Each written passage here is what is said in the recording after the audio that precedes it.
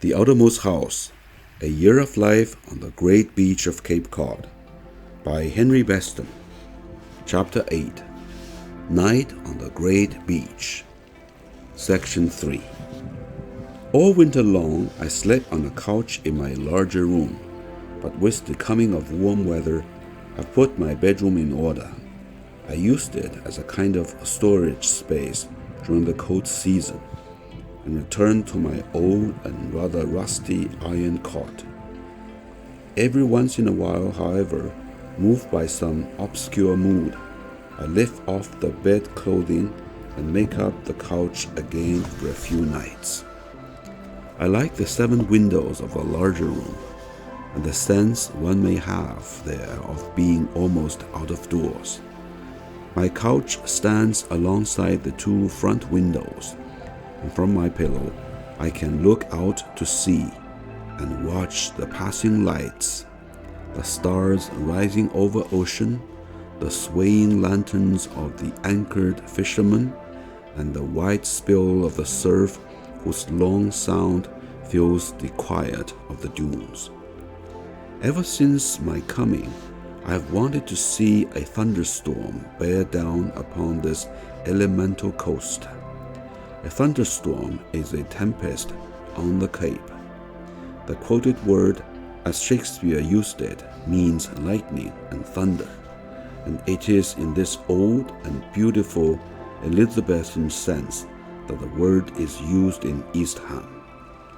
When a schoolboy in the Orleans or the Wellfleet High reads the Shakespearean play, its title means to him exactly what it meant to the man from Stratford. Elsewhere in America, the term seems to mean anything from a tornado to a blizzard. I imagine that this old significance of the word is now to be found only in certain parts of England and Cape Cod. On the night of the June tempest, I was sleeping in my larger room. The windows were open, and the first low roll of thunder opened my eyes. It had been very still when I went to bed, but now a wind from the west-northwest was blowing through the windows in a strong and steady current, and as I closed them, there was lightning to the west and far away. I looked at my watch. It was just after 1 o'clock.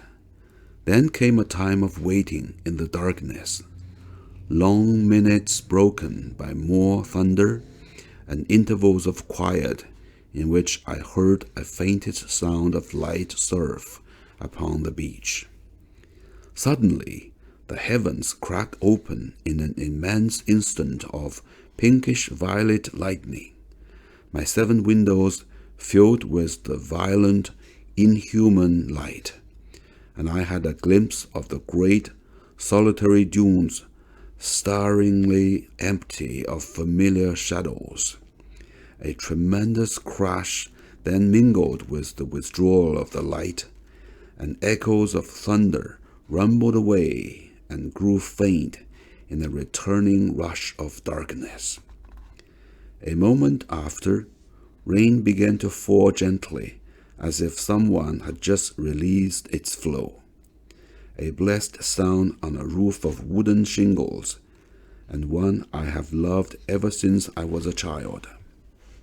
From a gentle patter, the sound of the rain grew swiftly to a drumming roar, and with the rain came the chuckling of water from the eaves. The tempest was crossing the Cape, striking at the ancient land on its way to the heavens above the sea. Now came flash after stabbing flash, amid a roaring of rain and heavy thunder that rolled on till its last echoes were swallowed up in vast detonations which jarred the walls. Houses were struck that night in Eastham village. My lonely world, full of lightning and rain, was strange to look upon. I do not share the usual fear of lightning, but that night there came over me, for the first and last time of all my solitary year, a sense of isolation and remoteness from my kind. I remember that I stood up, watching, in the middle of the room.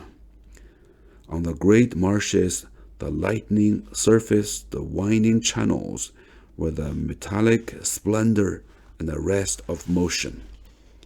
All very strange, through windows blurred by rain. Under the violences of light, the great dunes took on a kind of elemental passivity.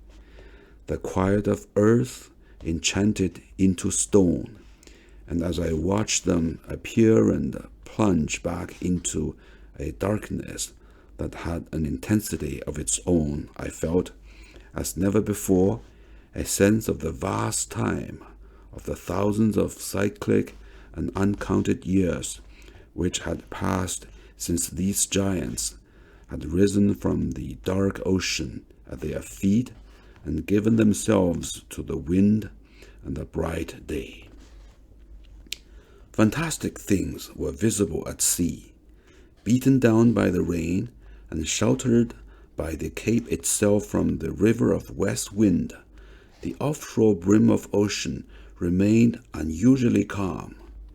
The tide was about halfway up the beach and rising, and long parallels of low waves forming close inshore were curling over and breaking placidly along the lonely, rain-drenched miles.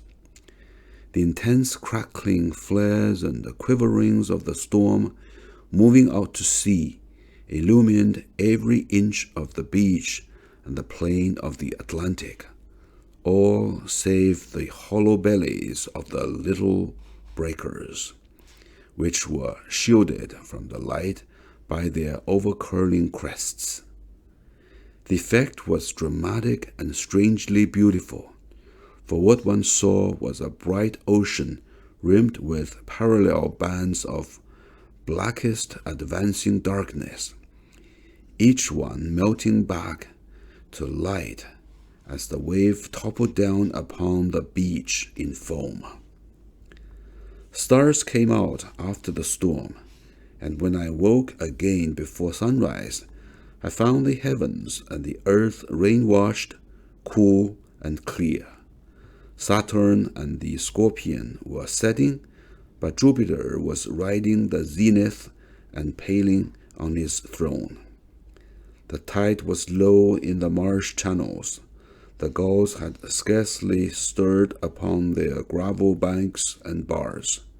Suddenly, thus wandering about, I disturbed a song sparrow on her nest. She flew to the roof of my house, grasped the ridgepole, and turned about, apprehensive, inquiring. Tss, her monosyllable of alarm.